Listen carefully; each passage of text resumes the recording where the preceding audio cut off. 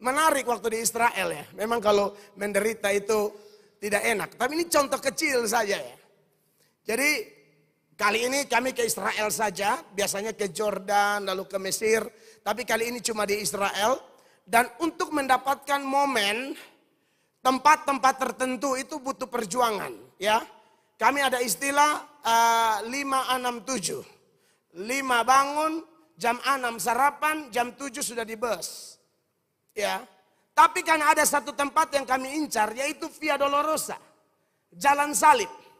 Yang Yesus sudah habis cambuk, ancur-ancuran lalu dia mesti pikul salib melewati Via Dolorosa. Kami mau tangkap itu momen. Di situ kan sudah ramai sekali kalau sudah di atas jam 7. Itu orang-orang muslim di situ mulai buka dong keos-keos dong. Ya. Dan itu kalau kita paksa jalan jam 9 bisa makan 4-5 jam hanya di Via Dolorosa. Karena grup juga banyak dari banyak negara. Iya kan? Belum lain domba jual lah. Iya kan? Jadi akhirnya kami bangun lebih pagi. Jam 5 sudah di bus. Dan menariknya ketika ada di Via Dolorosa. Tiba-tiba ada ide. Beberapa kali saya ke Israel. Baru pertama kali ada ide kayak gini. Kita akan pikul salib. Dan yang pikul salib pertama harus pendeta. Dan pendeta, karena bawa istri, jadi pendeta bilang, pendeta bu istri juga ikut. Ya kita pikul salib. Jadi momen enak sekali, ada sedih-sedih. Tapi pas lewat tentara Israel, saya ini juga bahasa Inggris kan, you know kan. Antara ada dan tiada ya kan.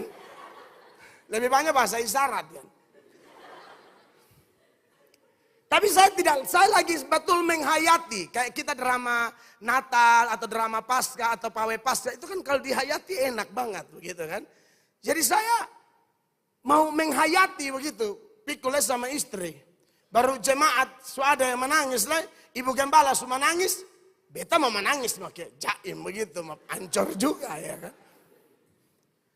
Pas lewatin tentara Israel. Dong ketawa. Coba tunjuk di video saya coba. Video supaya saudara lihat. Lihat banyak mana ini deh. Ini Via Dolorosa.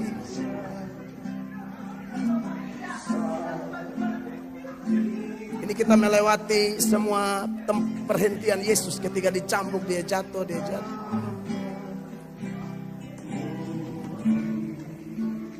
Itu pemimpin kami yang baju putih itu orang Yahudi asli. Teman saya pendeta dari Amerika. Pastor Lukas. Kami mengingat korbanmu Yesus di kayu salib. Bagaimana perjalanan Via Dolorosa ini membuat kami menyadari betapa Engkau mengasihi kami. Dan biar Tuhan di stasi yang kedua ini kami boleh mendedikasikan hidup kami untuk tetap setia ikut Yesus sampai selama-lamanya. Dalam nama Yesus. Amin. Masih ada mobil.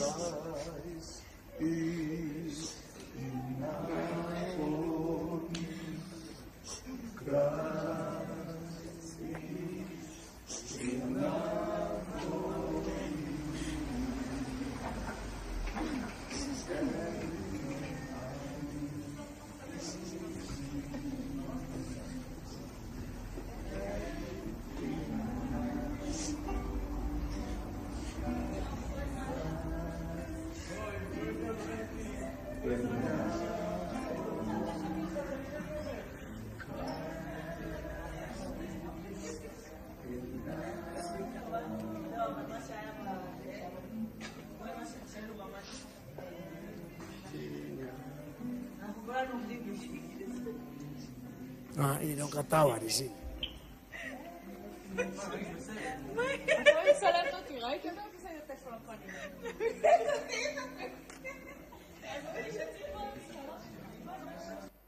Ya itu yang beta bilang bahwa di Israel kan orang terlalu suka Kristen.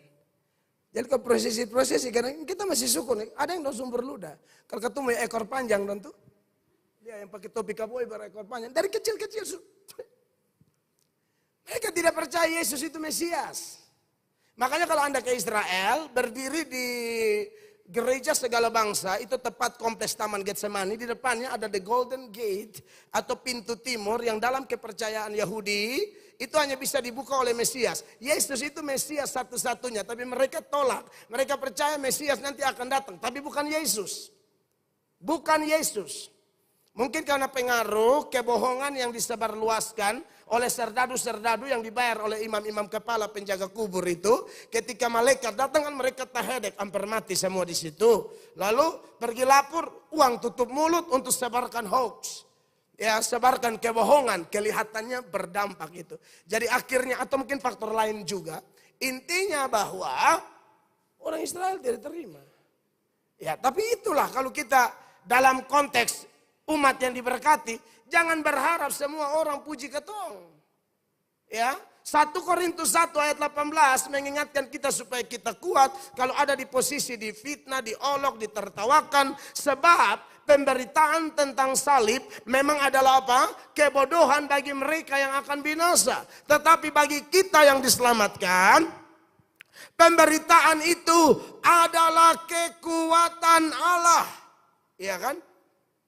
Ini adalah kekuatan Allah, tapi orang lain tidak percaya itu. Ayat 23 dia bilang begini, dari 1 Korintus 1. Tetapi kami memberitakan Kristus yang disalibkan untuk orang-orang Yahudi suatu batu sandungan. Dan untuk orang-orang bukan Yahudi suatu kebodohan. Ayat 24. Tetapi untuk mereka yang dipanggil, baik orang Yahudi maupun orang bukan Yahudi. Kristen berlatar belakang Yahudi atau Kristen berlatar belakang non-Yahudi seperti kita. Kristus adalah apa? Kekuatan Allah dan hikmat Allah. Tepuk tangan dulu yang meriah bagi Tuhan. Dalam rumah Tuhan begini kita mesti bersuka cita. Karena mungkin keluar dari ruangan ini Anda akan ketemu seteru salib.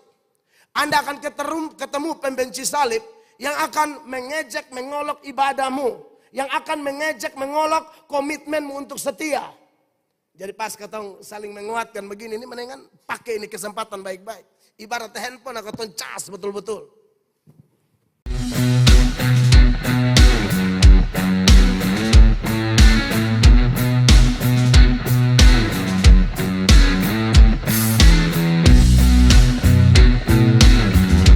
Tepuk tangan yang meriah bagi Tuhan Yesus. Semua Bapak Ibu jemaat silakan duduk. Juga kawan-kawan pelayan yang diberkati Tuhan.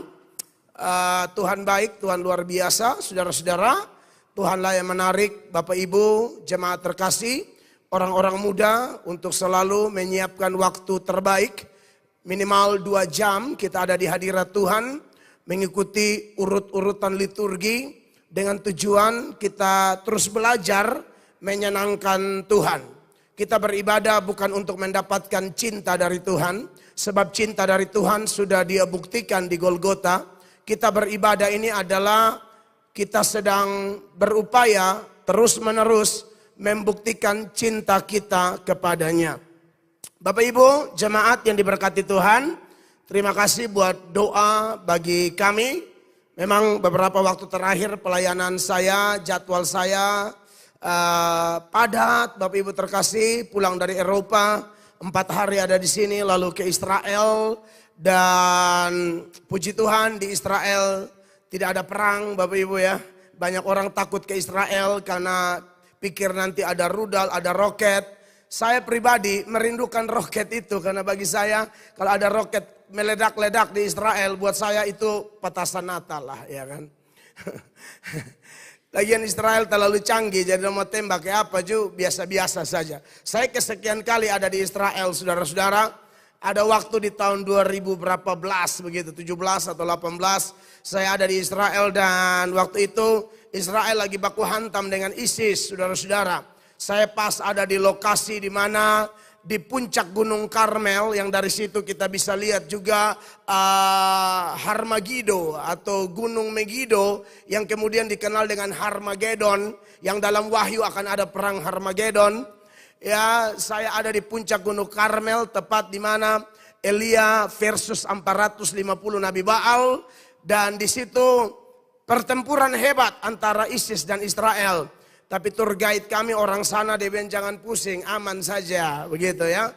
Dan ya puji Tuhan perjalanan kami baru-baru ini juga sangat penuh dengan pengalaman-pengalaman rohani yang begitu indah, saudara-saudara. Dan ya memang Kristen tidak bisa dipisahkan dari Israel, Bapak Ibu terkasih, karena bagaimanapun kita ini kan pohon zaitun liar yang dicangkokkan. Kalau Anda baca di Roma pasal 11, Anda baca urut-urutan di situ, keterangan Rasul Paulus bahwa kita tidak boleh sombong dengan Israel. Urusan kita adalah mendoakan Israel. Supaya apa? Mereka percaya Yesus. Mereka terima Yesus. Karena hampir 10 jutaan penduduk Israel, Bapak Ibu terkasih, itu antara 2-3% saja yang lahir baru dan menjadi Kristen sejati.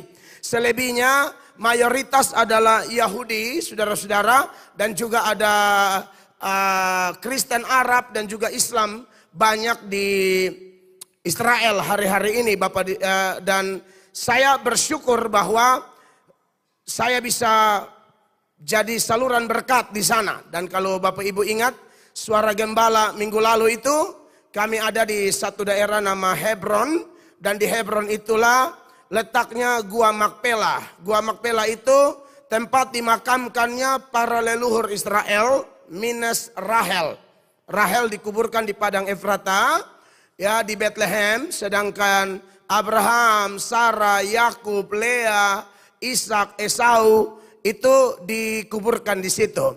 Tetapi daerah itu adalah daerah B. Israel itu ada daerah A, daerah B, daerah C. Kalau daerah A itu Palestina total, jarang Israel masuk ke situ.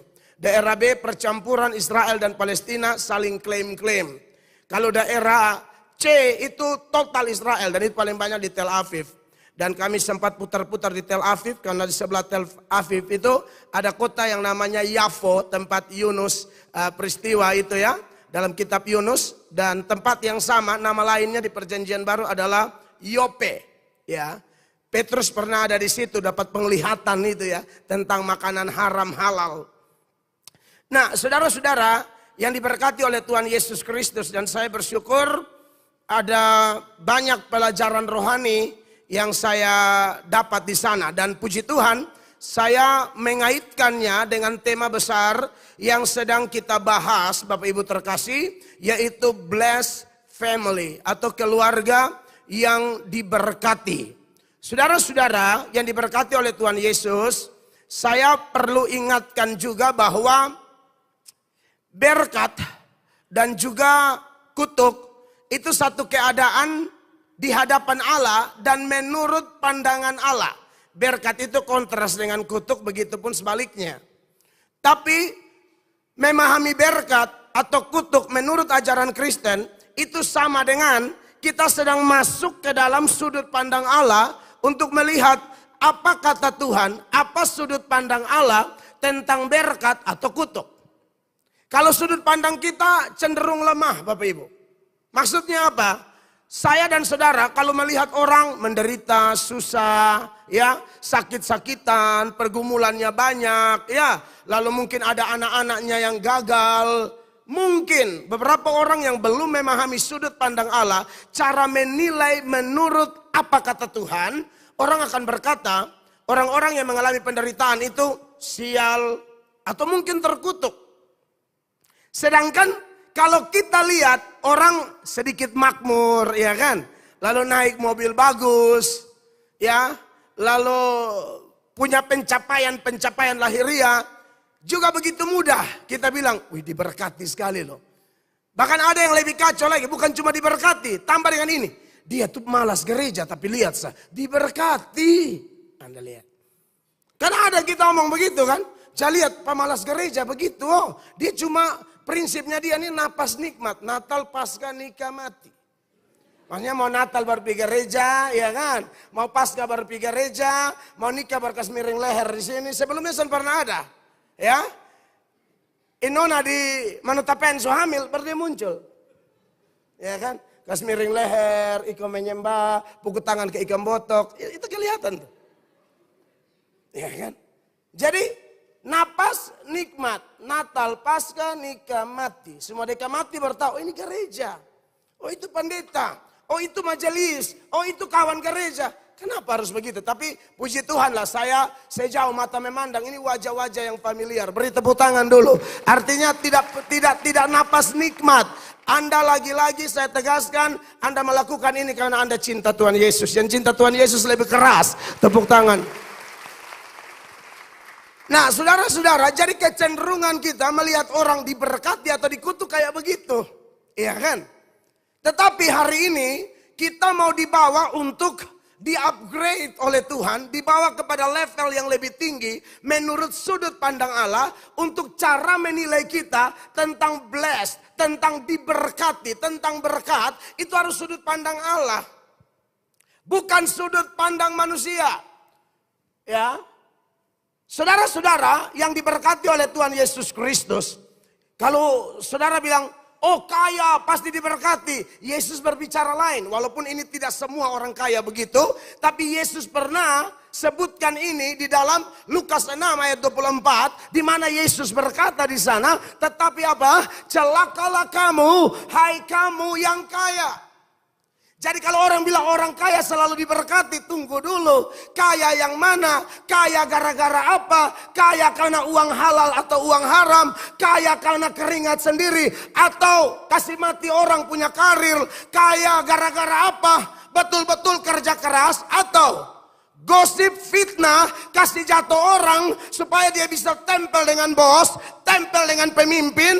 Dia kasih mati orang punya nasib, dia kasih mati orang punya karir, berharap dia yang naik. Kalau kaya begini mah kaya celaka dong. Ini kaya celaka di nama. Ya kan? Kaya karena apa? Nota betul atau nota fiktif? Ya kan? Kaya karena apa? Kerja lurus atau kerja betul? Masih ada orang lo jual minyak tanah, bilang 1 liter, orang soal lihat dia puas sedikit. Ada minyak tanah. Berapa sih minyak tanah? Dia tumpah. Dia hanya mau mencuri mungkin 50.000. Tapi kalau sering-sering poa minyak tanah atau jual bawang. Ada bawang yang disiap di plastik yang sama. Tapi yang punya bawang-bawang kusta gitu. Itu beta lihat di TikTok. Bukan lihat di pasar impres loh ya. TikTok, beta jarang pergi pasar jujur saya. Jadi dia begini, tapi dia kasih jatuh di angka yang busuk-busuk itu. Beratnya sama, ikan juga begitu, daging juga begitu. Dan yang bikin begitu tuh, san pernah tambah kaya, tambah kisut. Oh lu makan doi sial nah. Dari mana lu mau diberkati? Lu makan doi haram kalau diberkati. Lu mesti penyakit. Lu makan doi orang po air mata. Lu senang-senang di atas tangisan orang.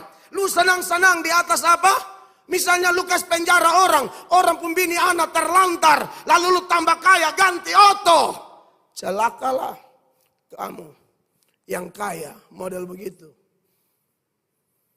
Nah, jadi kalau kayanya seperti Abraham kaya, Hizkia kaya, ya, atau Cornelius kaya, atau Lydia kaya, oke lah. Tetapi tidak semua kaya diberkati. Makanya benar-benar saya dan Bapak Ibu harus perhatikan firman supaya cara menilainya kita itu menurut firmannya Allah, isi hatinya Allah, sudut pandangnya Allah. Begitu. Begitu juga kalau saudara lihat orang miskin, jangan bilang miskin lalu pasti mereka terkutuk. Saya ulang-ulang kasih contoh buat kita tentang jemaat Makedonia, bukan? Itu orang-orang bukan miskin biasa, sangat miskin. Sangat menderita, tapi Tuhan melalui Paulus puji kekayaan rohani mereka. Kekayaan kemurahan mereka. 2 Korintus 5, mulai ayat 1, perhatikan. Karena kami tahu bahwa jika kemah tempat kediaman kita di bumi ini. 2 Korintus 8, ayat 1. Ya, maksud saya 2 Korintus 8, ayat 1. Saudara-saudara, kami hendak memberitahukan kepada kamu tentang kasih karunia yang dianugerahkan kepada jemaat-jemaat di Makedonia. Terus? Selagi dicobai dengan berat dalam pelbagai penderitaan, sukacita mereka meluap dan meskipun mereka sangat miskin, namun mereka kaya dalam kemurahan. Jadi kalau ada orang bilang menderita itu terkutuk, yang menjadi contoh teladan bagi kita dalam teks ini, orang menderita dan orang miskin. Bukan miskin biasa, dikatakan mereka sangat miskin. mereka kaya dalam kemurahan. Ada orang kaya materi, ya, tapi miskin kemurahan. Makan sendiri. Dia lupa bahwa Tuhan cipta dia tuh 2 tangan. 1 tangan tuh terima, 1 tangan tuh sorong. Bukan Tuhan cipta lu cuma tangan kanan. 2. 1 terima, 1 sorong. Itu tujuan. Tuhan tidak pernah cipta kita seperti tangki yang hanya tampung, tak ujung meledak. Nah, menarik Bapak Ibu, ini contoh teladan nih. Mereka nih orang-orang yang apa? Mendapatkan kasih karunia Allah, berarti orang diberkati.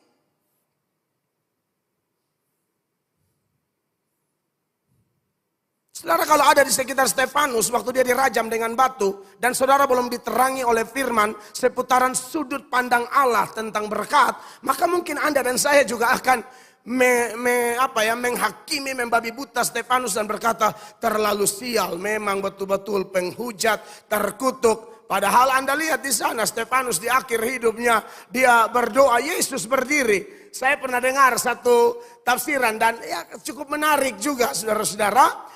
Mereka bilang waktu Yesus naik itu duduk di sebelah kanan Allah Bapa. Stefanus dirajam batu, Yesus berdiri di sebelah kanan Allah. Hanya 2 posisi aja. Pertama naik duduk, anaknya kena rajam, Tuhannya berdiri. Mengisyaratkan apa? Satu penghormatan, satu siap penyambutan kepada orang yang diberkati ini. Amin, kekasih Allah. Makanya Alkitab berkata dalam Matius 5 ayatnya yang ke-10, sama-sama baca 1, 2, 3. Berbahagialah orang yang dianiaya oleh sebab kebenaran, karena mereka lah yang mempunyai kerajaan sorga. 11 sama-sama 2, 3. Berbahagialah kamu jika karena aku kamu dicela dan dianiaya dan kepadamu difitnahkan segala yang jahat. Saudara yang diberkati oleh Tuhan Yesus Kristus, orang normal akan berkata, mana bisa difitnah, dicela, apalagi dianiaya, tapi bahagia. Kata berbahagia di sini, terjemahan Inggrisnya blessed.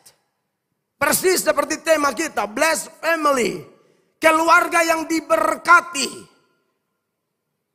Yang diberkati di sini siapa? Mereka yang difitnah. Karena fitnah itu tidak enak loh. Mereka yang dicela, kena cela itu tidak enak. Mereka yang dianiaya, kena aniaya itu tidak enak. Orang tersinggung di pelayanan aja tidak enak. Gesekan di rumah Tuhan aja tidak enak. Apalagi level difitnah, dicela dan dianiaya. Pasti tidak enak. Pandangan mana? Manusia. Tapi orang yang sudah di-upgrade ke dalam zona Allah, pandangan Allah, saya yakin-yakinnya dia akan dimampukan oleh Tuhan bergembira di tengah kesesakan seperti yang tercatat dalam Kisah Para Rasul pasal 5, bukan? Ayat 40 dan 41 dan seterusnya. 40 bilang apa? Mereka memanggil rasul-rasul itu lalu menyesah mereka dan melarang mereka mengajar dalam nama Yesus. Ya. Sesudah itu mereka dilepaskan. Ayat 41 sama-sama jemaat. Rasul-rasul itu meninggalkan sidang mahkamah agama dengan apa? Gembira. Karena mereka yang dapat itu khotbah langsung tadi. Kamu tuh diberkati, kamu akan bahagia kalau dianiaya karena kebenaran dan karena aku, kata Yesus. Makanya gembira. Makanya Paulus di penjara, Paulus bilang apa? Aku bersuka cita. Sekali lagi kukatakan, bersukacitalah dalam Tuhan. Anda pikir ini omon-omon? Ini pengalaman rohani. Jadi Bapak Ibu yang diberkati Tuhan, inilah konsep berkat dan kutuk dalam ajaran Kristen. Saya harap saudara paham ini ya. Jangan selalu ukur deh ini. Jangan selalu ukur dengan pakai apa. Terlalu banyak lihat kawan story itu. Status.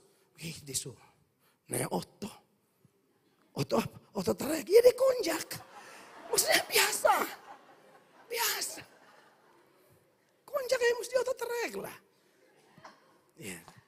Ya dia konjak tapi dia nikah dengan bos puana. Berarti itu dia foto. Hanya dia hanya mau merendahkan diri tetap jadi konjak begitu. Wow. Kalau ada begitu berarti yakin mujizat itu nyata. Haleluya. Saudara, Ya kan, jadi jangan terlalu lihat orang.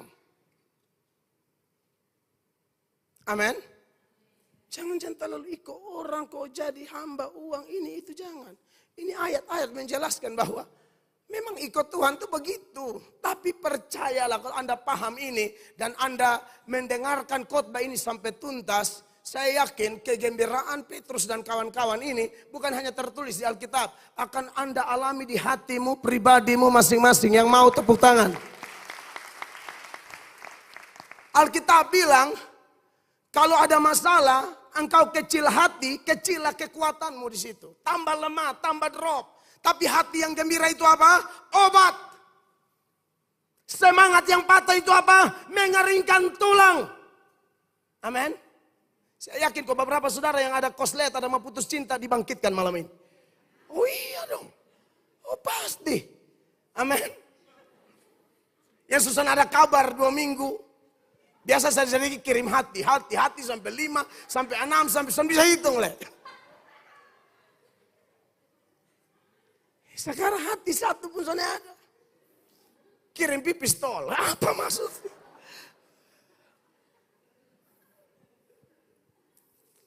Santai aja kali, iya kan? Coba yang sunika angkat tangan cepat. Oke.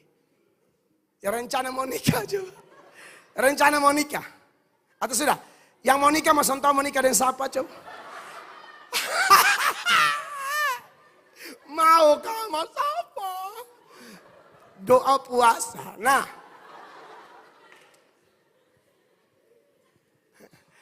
Mau sih mau, tapi sopo iki loh. Kalau niat banget sudah dari 2018 sampai 2025 nih hanya niat. Ya, 7 tahun. Bapak Ibu, jemaat, orang-orang muda yang saya sayang, saya doakan tiap hari ya saya doakan Anda. Saya berharap Tuhan bekerja di hati kita melalui kebenaran ini supaya Anda dan saya bisa bertahan, bisa gembira. Kalau senang-senang lalu gembira kan biasa ya. Tapi diomongin orang, disakitin orang, tapi tetap gembira, amazing. Dan itu Tuhan janji, Tuhan akan kasih. Tuhan akan kasih kegembiraan dari Tuhan. Sukacita dari Tuhan. Masih ingat itu lagu? Terima sukacita surga. Itulah kekuatan bagi jiwa. Ku dapat rasakan kasihnya di tengah badai yang bergelora. Come on, terima sukacita surga dan sisa apa yang berikut. Oh iya, itu lagu pasti dari firman. Terima sukacita surga. Amin. Oke lah, ada duka-duka yang normal lah. Tetapi saya percaya anak Tuhan yang mencari Allah, Tuhan sanggup merubah ratap kita, tangis kita menjadi tari-tarian.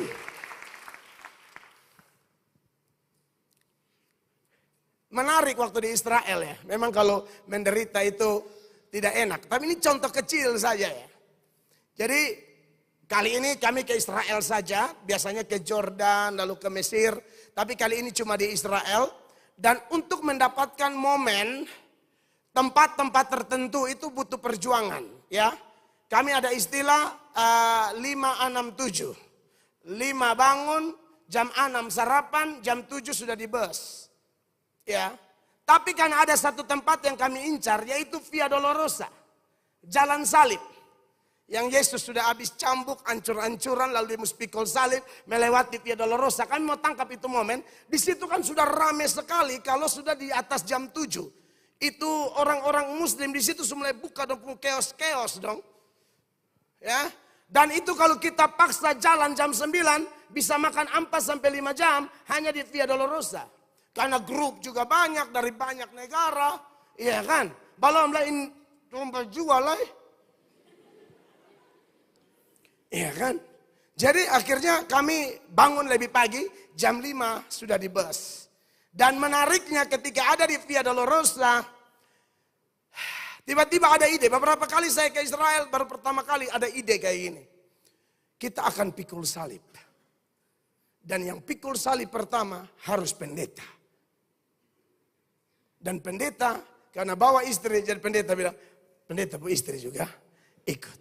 Ya kita pikul salib. Jadi momen enak sekali, ada sedih-sedih. Tapi pas lewat tentara Israel, saya ini juga bahasa Inggris kan, you know kan. Antara ada dan tiada ya kan. Lebih banyak bahasa isyarat kan.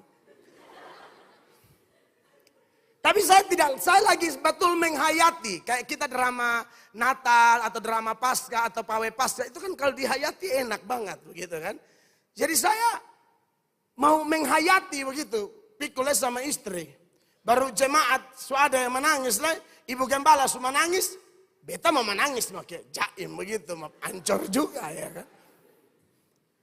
Pas lewatin tentara Israel, dong ketawa. Coba tunjuk di video saya coba. Video supaya saudara lihat. Lihat banyak yang mana ini deh. Ini Via Dolorosa.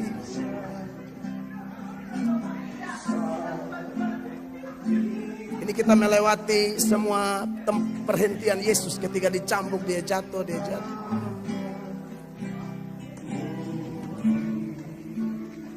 Pemimpin kami yang baju putih itu orang Yahudi asli.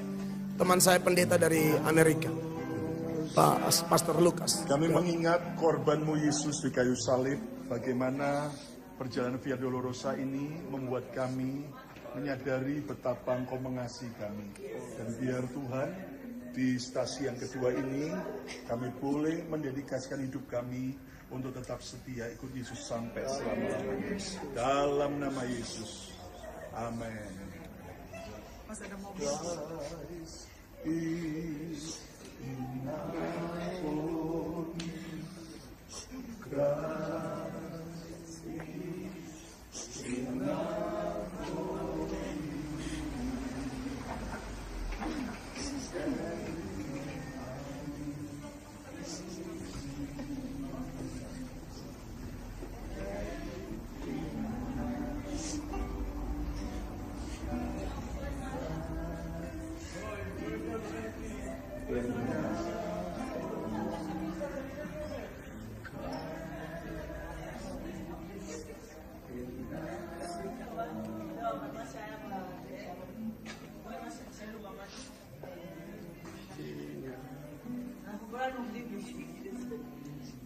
Nah ini dong ketawa di sini.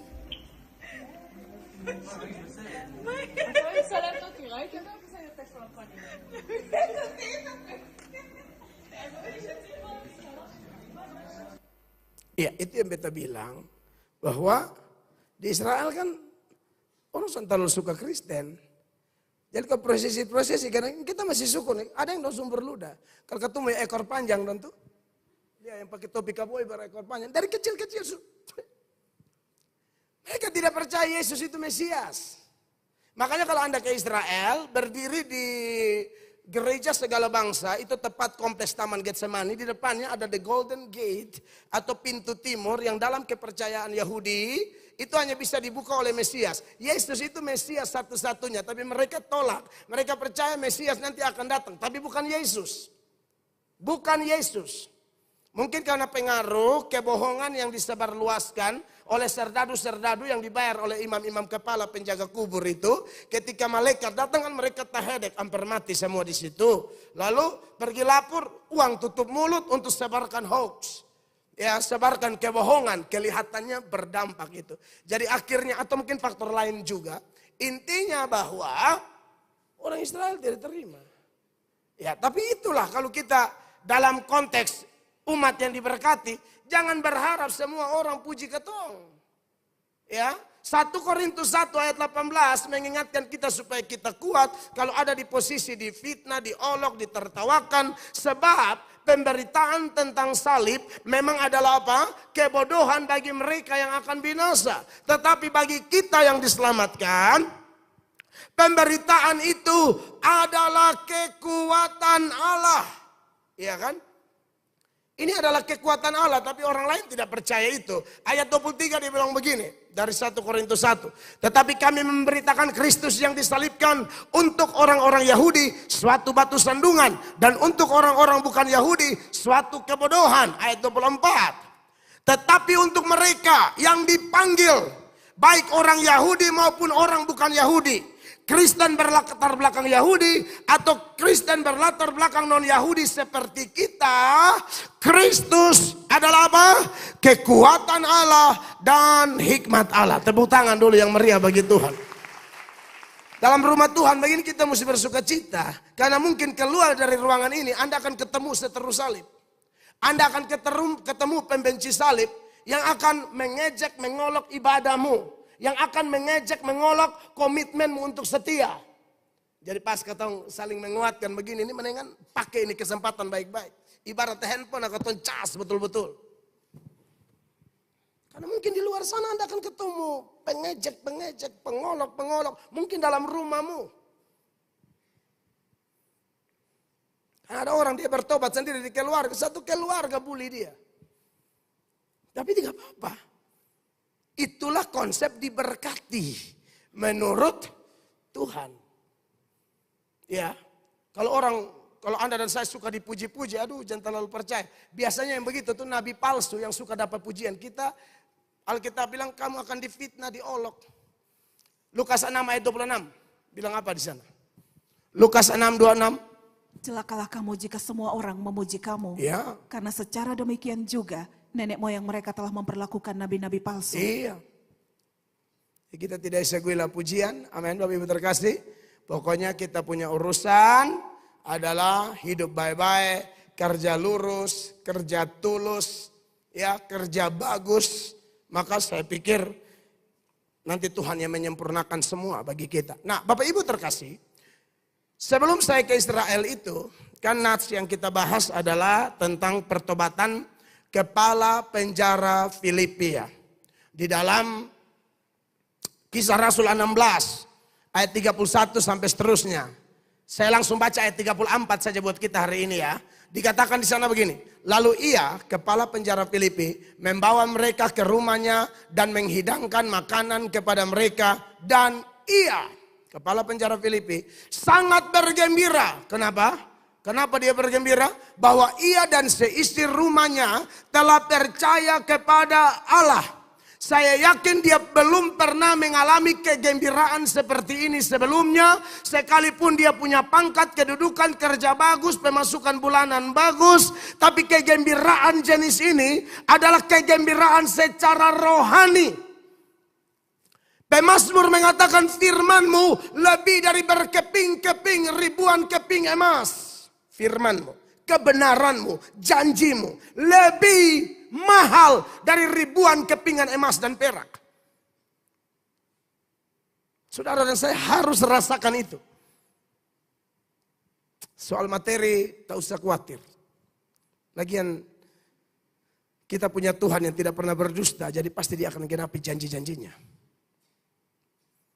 Jadi Bapak Ibu jemaat yang diberkati oleh Tuhan Yesus, Blessed Family di dalam khotbah saya, karena ada beberapa pendeta juga yang saya sudah undang dan saya sudah telepon, saya arahkan.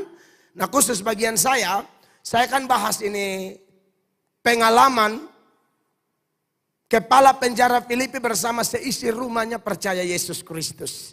Dan ada kegembiraan luar biasa. Maka saya mendefinisikannya bahwa keluarga yang diberkati adalah keluarga yang percaya kepada Tuhan Yesus. Yang pertama, punya kepastian keselamatan. Saya sudah bahas sebelum saya ke Israel. Yang kedua, mempunyai tujuan hidup yang sesuai dengan kehendak Allah.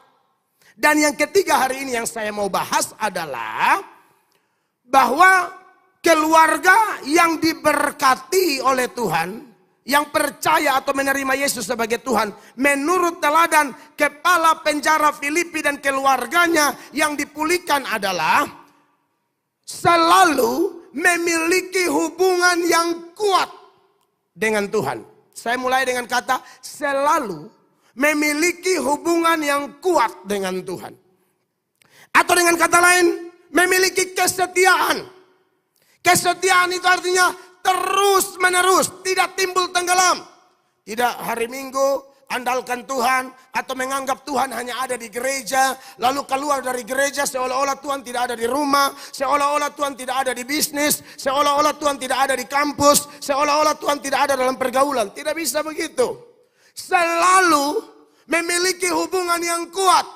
Hubungan dengan Tuhan tidak sebatas kata-kata doa atau nyanyian. Hubungan dengan Tuhan lebih luas dari itu. Kita berhubungan dengan Tuhan ini bukan hanya doa kita, nyanyian kita, musik kita. Seluruh hidup kita, perilaku kita, karya-karya kita harus tetap connect sama Tuhan. Harus tetap connect sama Tuhan. Jadi harus ada setia di sana. Bapak Ibu, kalau Anda belajar tentang orang-orang seperti kepala penjara Filipi ini dalam kaitan profesinya sebagai seorang aparat pemerintah dalam jajaran Imperium Romawi, pemerintah Romawi, ini nih mantan veteran militer yang loyalitasnya, kedisiplinannya sudah dipantau, sudah diuji. Dia loyal kepada dewa-dewa orang Roma, dia loyal kepada kaisar.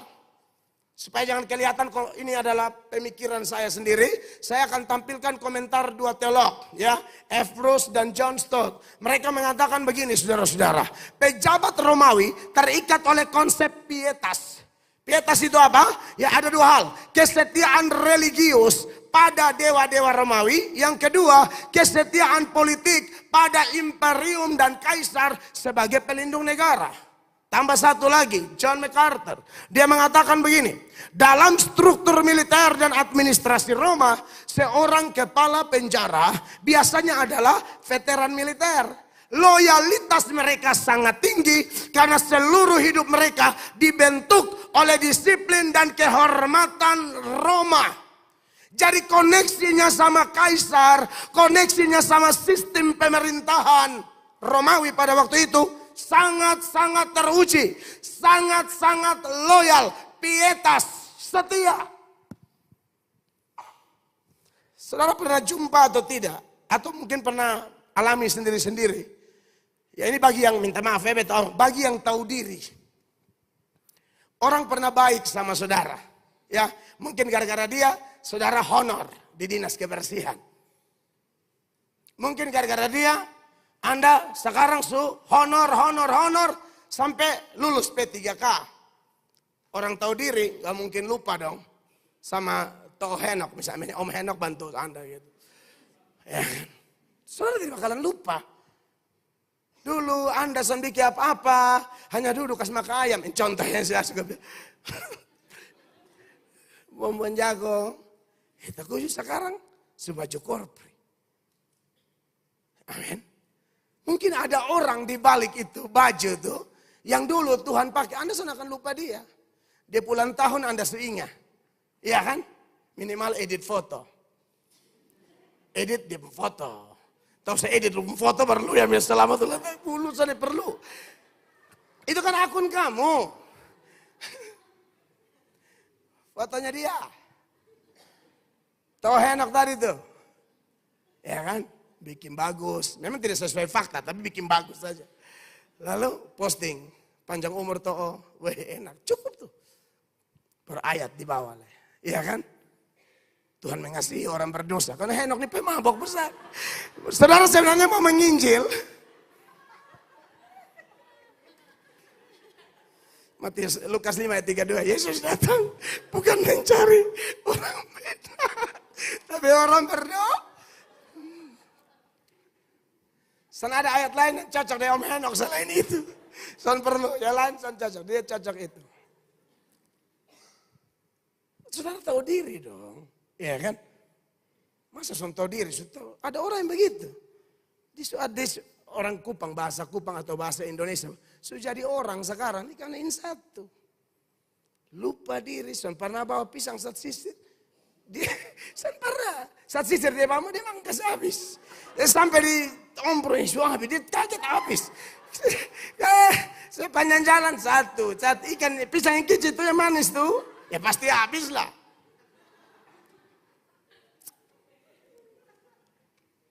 Iya kan? Saya punya kerabat, dia mati-matian, ada satu orang di Sumba sana, tapi dulu tinggal di Kupang. Ya, gara-gara itu orang, beliau bisa kerja bla bla sampai kuliah sampai S2. Memang beta aku ini loyalitas kerabat saya ini. Dia mati-matian harus hadir di pemakaman itu. Harus hadir. hormat diberi. Ya. Kepala penjara Filipi ini punya loyalitas juga luar biasa. Tapi saya mau kasih tahu saudara pada malam ini ya.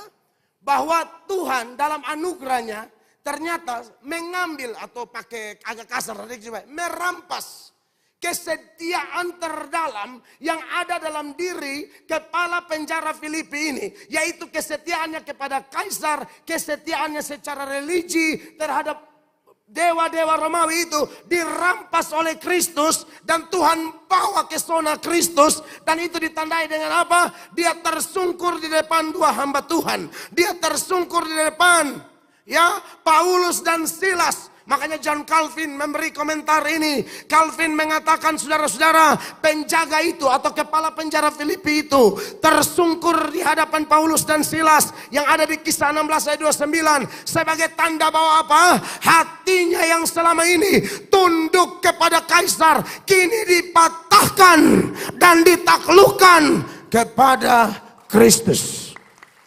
Jadi saya diberkati dengan orang-orang yang merenungkan ini. Dia bandingkan, dulu saya loyal banget sama ini, sama itu, sama ini, sama itu. Karena mereka baik, karena mereka pernah tolong saya. Bapak Ibu, saya mau kasih tahu, kebaikan siapapun yang pernah engkau temui, kerabat muka, teman muka, kenalan muka, tidak ada kebaikan yang bisa ditandingkan dengan kebaikan Yesus Kristus. Dia pribadi paling baik. Dirinya, darahnya, nyawanya dia beri untuk kita. Harus lebih loyal kepada dia. Amin. Harus lebih loyal kepada dia. Koneksinya dengan Romawi tidak membuat dia bisa bertahan. Dia hampir bunuh diri loh. Walaupun disiplin, ya, veteran militer, hampir bunuh diri untuk Paulus tahan. Hampir bunuh diri. Anda lihat ya. Berarti hubungan paling kuat yang membuat Anda bisa kuat bersuka cita di tengah penderitaan, hubungan dengan siapa? Dengan Yesus Kristus. Tidak ada yang lain, hanya Dia. Maka kalau Anda mau diberkati, pastikan selalu memiliki hubungan yang kuat dengan Tuhan. Pandangan lain lagi yang kita pernah temui. Saya yakin bukan saya saja. Banyak di antara kita pernah temui. Khusus yang di dunia-dunia kerja, entah di pemerintahan, di swasta.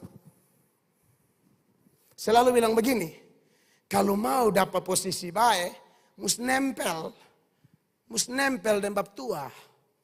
Kalau di pemerintah, mesti nempel dan Pak Gub. Atau minimal Pak Gub pun istri. Atau Pak Gub pun istri, pun kawan. Main tali merdeka waktu SMA. Pokoknya adalah hubungannya. Biasanya begitu tuh, benar ya? Mesti nempel dan dia. Begini, tinggal angkat. Ada orang lain yang mau kasih tahu di depan banyak orang. Saya pernah di Rote waktu itu. Ada orang yang begini, Pak Samalia, betelpon bupati dia angkat sekarang. Tahu dia pegang bupati pun rahasia apa? Jadi kata bilang coba. Tahu Rote dan tuh, dia lu coba. Dan kalau memang lu kanan, lu coba. Ya wih, kok ini tinggal tenda sih. Tuh teng. Halo, awi deh bab tua angka. Halo bu, posisi. Awi, deh rakyat jelata ini. Telepon ame ini Rotendao 1 ini. Kita bilang, oh, wow gila, benar loh. Karena nempel, karena tahu apa, pokoknya deka. Dia bukan siapa-siapa. Bapak saksi mungkin. Tapi semua bapak saksi secepat itu meresponi handphone ya. Ngeri juga kita pikir, kan bangga banget gitu ya. BDK deh ini, kenal deh ini, bla bla bla. Anda bangga kenal yang semua orang. Kenal Yesus atau tidak? Kau kenal semua orang, tapi tidak ada ayat bilang, umatku binasa karena tidak kenal raja. Tidak ada ayat bilang, umatku binasa karena tidak kenal bupati atau gubernur. Tidak ada ayat bilang, umatku binasa karena tidak kenal bangsawan. Yang ada ialah, umatku binasa karena tidak kenal Allah. Pastikan pengenalanmu akan Yesus lebih kental, lebih tebal, lebih kuat dibanding pengenalan dengan siapapun.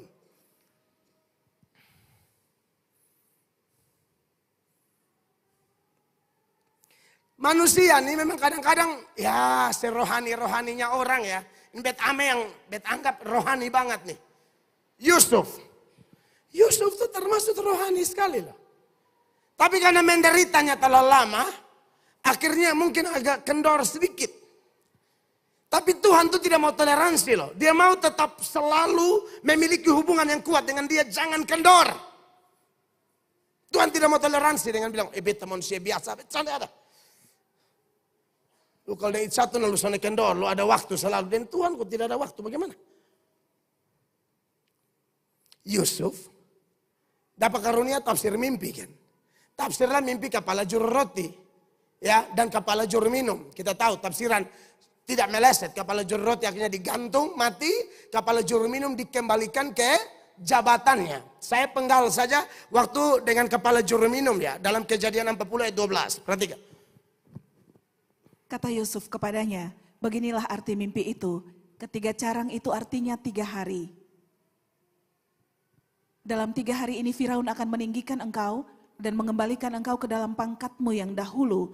Dan engkau akan menyampaikan piala ke tangan Firaun seperti dahulu kala ketika engkau jadi juru minumannya. 14. Tetapi ingatlah kepadaku, apabila keadaanmu telah baik nanti, tunjukkanlah terima kasihmu kepadaku dengan menceritakan hal ihwalku kepada Firaun dan tolonglah keluarkan aku dari rumah ini. Anda lihat ini normal-normal saja ya. Kan dia sudah tafsir ini kepala juru minum punya mimpi. Tapi dia pesan, kepala juru minum kan hari-hari melayani raja. Angka minum dan mungkin sekali ada komunikasi kecil-kecil entar raja yang mulai bertanya ke mana, mulai izin bicara kok. Kan bisa tanya, raja gula pas kok. Misal contoh ya. Pasti son begini, ini contoh dalam konteks kita di Maulafa. Itu Mesir ya.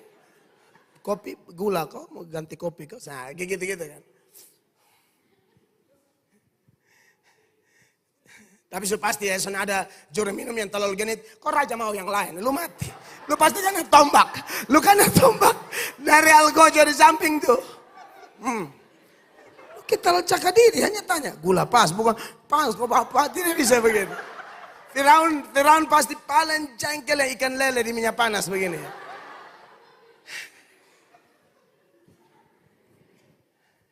Iya kan? Lalu Yusuf bilang, tolong ingat beta lu omong dengan Firaun dulu. Kan begitu, orang dekat, orang dalam. Tolong omong dulu beta nih. Sebab dia ini kan dizolimi, si Yusuf ini kan. 15. Sebab aku diculik begitu saja dari negeri orang Ibrani. Dan di sini pun aku tidak pernah melakukan apa-apa yang menyebabkan aku layak dimasukkan ke dalam liang itu tutupan ini. 16. Setelah dilihat oleh kepala juru roti, betapa baik arti mimpi itu, berkatalah ia kepadanya, aku pun bermimpi juga, tampak aku menjunjung 3 bakul berisi penganan. Dan seterusnya. Tapi saudara lihat di ayat 23, saya baca buat saudara yang begini. Tetapi Yusuf tidaklah diingat oleh kepala juru minuman itu, melainkan dilupakannya. Lupa berapa lama? 2 tahun. Sejak Yusuf kasih ingat dia, Yusuf curhat, beta nih sengsara, beta begini. Diculik begitu saja di sini, ku beta dapat tutup begini, aduh tolong omong dulu. Mungkin waktu itu kepala juru minuman juga kayak biasa kita, gampang. Ya kan? Kau kalau orang berapa tuh kita mau janji sama tenang, Firaun ini. Firaun nih. Macam-macam kili-kili dia. Entahlah kapal juru minum apa, jamin apa. Tapi 2 tahun senyap. Nanti itu ketahuan di Kejadian 41 ayat 1. Dikatakan di sana setelah lewat 2 tahun lamanya. Bermimpilah Firaun bahwa ia berdiri di tepi sungai Nil dan seterusnya. Kalau Bapak Ibu pulang baca. Nanti ketahuan di situ baru ini kepala juru minum tahedek maka hi'i. Ya tidak ada kata hi'i cuma. Ini supaya saudara mengerti, nangkap ya. Mana ada orang Mesir tak gitu. Itu hanya orang yang blok C, BTN. Mesir kok hi'i. Ya, Maka dia mulai cerita, saya dulu waktu raja hukum saya tuh, saya ketemu lalu dia tafsir mimpi. Dia bilang saya akan kembali ke jabatan ini dan saya benar-benar kembali. Dia tidak cerita bilang begini begitu. Jadi Yusuf dikte dia lain, dia cerita lain. Hanya mau kasih tahu kita apa? Cara kerjamu dan cara kerja Tuhan beda. Bukan kita yang atur dia, dia yang atur kita. Kita mau bikin settingan kayak apa, perencanaan kayak apa, prospek kayak apa. Kalau sorga bilang lain berarti sorga siap jauh lebih baik dari yang Anda dan saya pikirkan. Tepuk tangan yang meriah bagi Tuhan. Jadi Bapak Ibu terkasih, Yusuf, si rohani-rohaninya Yusuf sempat andalkan orang juga. Dan Tuhan tidak toleransi. Mungkin beta coba berpikir. Andai kata dia tetap dengan Tuhan. Mungkin 2 hari dia keluar. Tapi karena mulai andalkan orang. Tuhan geser sampai 2 tahun. Mungkin beberapa kita di antara kita di sini nih. Banyak doa-doa kita yang Tuhan sebenarnya suka kabulkan bulan lalu. Tapi Anda mengandalkan Tuhannya tidak kuat. Kadang Tuhan, kadang Om, kadang To'o, kadang kekuatan diri sendiri, kadang pendeta, atau yang lainnya. Tuhan ini anak ini beta sangka dia susah semangat. Dia terus semangat dan saya. Tuhan geser 2030 baru dapat. Harusnya bulan lalu mungkin. Makanya kalau andalkan Tuhan, jangan timbul tenggelam. Selalu kuat. Ya, terus. Pietas. Pistis, setia. Amin Bapak Ibu terkasih. Percayalah Tuhan pembela kita yang ajaib. Dan Anda dan saya harus bersyukur ya.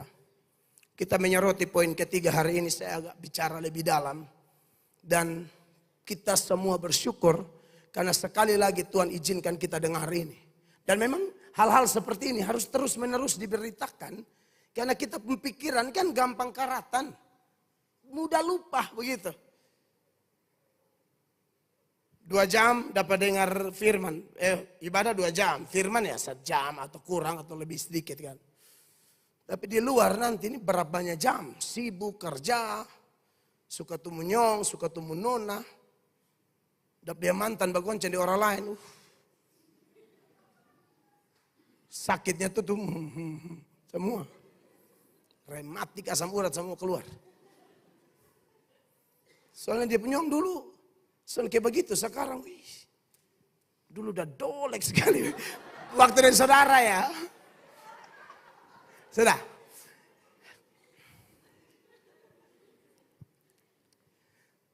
Saudara, mesti diulang-ulang.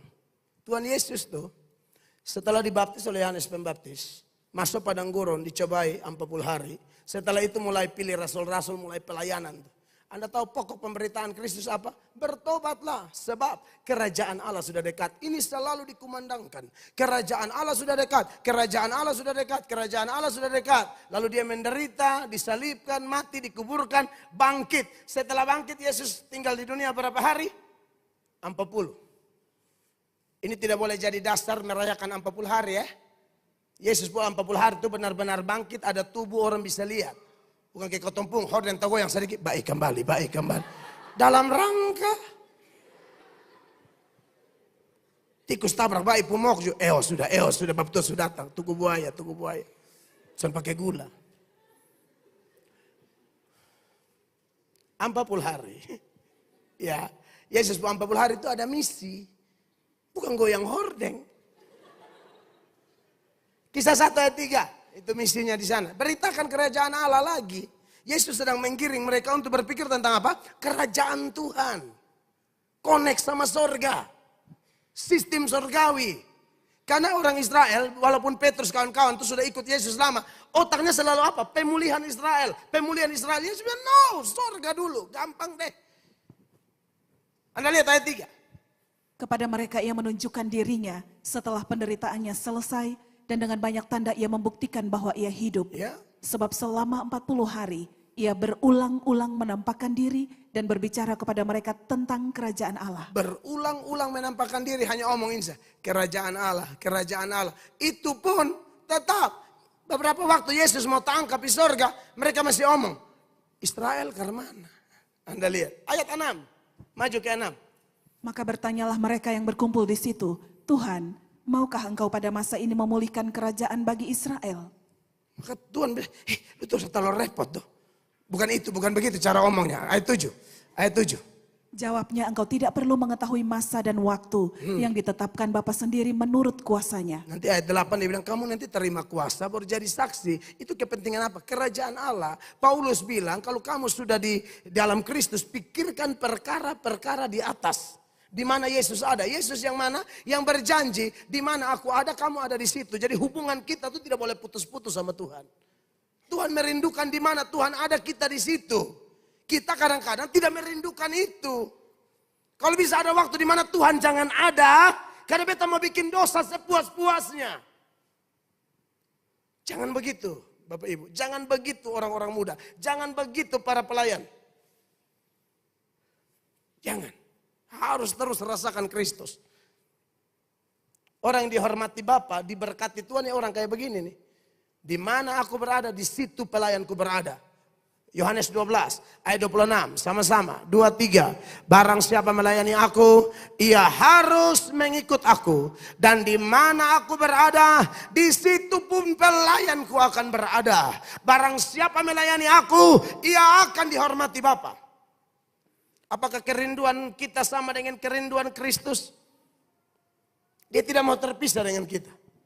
Dia mau selalu dengan kita. Tambah hari tambah kuat. Jadi Bapak Ibu jemaat yang diberkati Tuhan, kalau mau jadi keluarga, entah suami ke Anda, istri ke Anda, anak-anak ke Anda, ya, siapapun posisimu, apapun posisimu dalam keluarga, pastikan connect kita dengan surga kuat. Maka kita bisa jadi berkat yang maksimal bagi semua anggota keluarga. Dan bagian terakhir yang perlu kita pikirkan dari poin ketiga ini adalah segala pengganggu, perusak hubungan kita dengan Allah harus dibuang. Ya, saudara dan saya tuh maunya kan kalau kita doa, Tuhan respon, ya toh? Doa minta kerja, doa minta jodoh, atau yang lain, ya kan? Kita mau Tuhan respon, tidak ada masalah. Asal adil-adil lah sama Tuhan. Kalau Anda mau waktu Anda panggil Tuhan respon, nah waktu Tuhan panggil nih responnya jangan lambat-lambat. Apalagi menolak. Apalagi acu tak acu, bahaya urusannya. Amsal 1 ayat 24. Jadi saudara lihat khotbah begini lama nih. Itu sebenarnya panggilan Tuhan. Panggilan bertobat, panggilan beribadah, panggilan melayani, panggilan membuang dosa, panggilan hormat orang tua, panggilan jaga kekudusan dalam pacaran, macam-macam. Jangan coba-coba remehkan satupun. Amsal 1:24.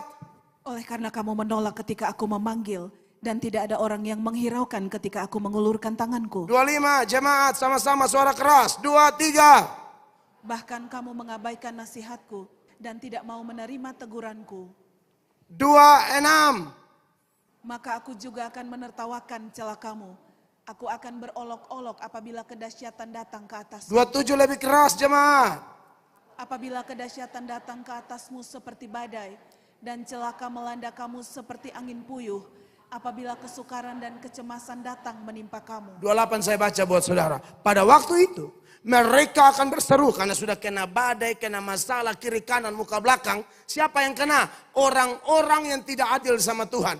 Orang-orang yang mau minta tolong di Tuhan, mau panggil Tuhan dan berharap Tuhan langsung respon. Tapi Tuhan panggil dia tolak, Tuhan panggil dia bikin tuli diri, Tuhan panggil dia lawan. Nah pas karena bencana, ini ayat bilang begini. Pada waktu itu pasti lari-larinya Tuhan Allah. Saudara telepon orang kiri kanan, ini orang kadang-kadang bosan tolong kita. Ujung-ujung lari di mana? Tuhan Allah. Nah kita berharap ini jangan terjadi kepada kita. Dan hari ini, sore ini, malam ini, Tuhan izinkan firman ini Anda dengar. Tolong periksa dirimu. Seringkah Anda menolak panggilannya? Seringkah Anda acuh tak acuh terhadap undangannya? Bertobat. Pulang dengan komitmen baru ini malam. Pada waktu itu mereka akan berseru kepadaku, tetapi tidak akan kujawab. Mereka akan bertekun mencari aku, tetapi tidak akan menemukan aku. Kenapa? 29 berkata, oleh karena mereka benci kepada pengetahuan dan tidak memilih takut akan Allah. Senada dengan Zakaria pasal 7 ayat 13. Sama-sama baca. 1, 2, 3. Seperti mereka tidak mendengarkan pada waktu dipanggil. Demikianlah kata Tuhan. Aku tidak akan mendengarkan pada waktu mereka memanggil firman Tuhan semesta alam. Adillah sama Tuhan Bapak Ibu. Amin. Dengar firman itu taat langsung, taat segera, jangan tunda-tunda. Penundaan adalah sebuah dosa. Penundaan adalah celah bagi setan untuk mengganggu kita. Penundaan bisa menjadi celah untuk masuknya berhala-berhala dalam hidup kita. Salah satu penyebab merusak hubungan kita dengan Allah, sehingga tidak menjadi kuat, bahkan menjadi rusak, adalah berhala. Idol, idola. Berhala itu ada yang bersifat tradisional, ada yang bersifat modern. Tradisional, animisme, dinamisme. Ada orang yang mengatakan kita pulau nih, pulau timur nih, bentuknya kayak buaya. Pernah tidak lihat di peta? Model kayak buaya. Makanya banyak buaya darat yang sudah bertobat di sini. Dan makanya ada yang kasih makan buaya di timur. Kau peta kan orang timur, jadi tahu. Kasih makan buaya. Kasih makan kali buaya belum kenyang, buaya makan dia. So bisa piara ayam sako, bebek ke, buaya lu piara. Ada jemaat satu di rumah dia bilang, bapak perumah ini suka keren, tapi menurut beta bapak mesti piara ular. Lu saja yang piara ular. Kenapa di rumah mesti ada ular? Berhenti dong. Kacau, sama tuh saat keluarga buru dan sapu. Suruh piara ular. Bukan manusia gila di situ yang tidur yang kadal. Aku juga biasa bangun putus ganti kulit juga. Kan kasihan. Sembah berhala, animisme, dinamisme, sembah patung, kayu, batu, pohon, kuburan, dan lain-lain. Itu tradisional begitu. Secara modern, idola itu kan definisinya begini, idol, berhala. Apapun atau siapapun yang gara-gara dia merusak hubungan kita dengan Allah, itu berhala. Suami bisa jadi berhala, istri bisa jadi berhala, anak bisa jadi berhala, orang tua bisa jadi berhala. Maka muncullah ayat seperti Matius 10 ayat 37 di mana Yesus berkata, barang siapa mengasihi bapa atau ibunya lebih daripadaku, ia tidak layak bagiku. Dan barang siapa mengasihi anaknya laki-laki atau perempuan lebih daripadaku, ia tidak layak bagiku. Makanya Tuhan uji Abraham, persembahkan Ishak. Sebenarnya Tuhan mau uji, lebih cinta Ishak atau bapa? Abraham memutuskan saya lebih cinta Bapa. Dia sudah siap sembelih untuk Tuhan cegat. Jadi Bapak Ibu terkasih, apapun. Main TikTok tidak dosa. Tapi kalau main TikTok sampai komitmenmu berdoa, ibadah, ya menjadi kabur, TikTok jadi berhala. FB Pro dosa atau tidak? Tidak. Ya, lu dia laki mau basiram gayung, mau bikin lucu apa di sini, mau pukul di ember, nggak ada masalah. Demi konten, lucu-lucuan dikit, nggak apa-apa. Tapi pukul terlalu kuat sampai berdarah, batulaknya tidak ke gereja. Nah, doi susah dapat, justru keluar biaya di BPJS yang sudah tunggak 2 bulan itu. Bayar dong.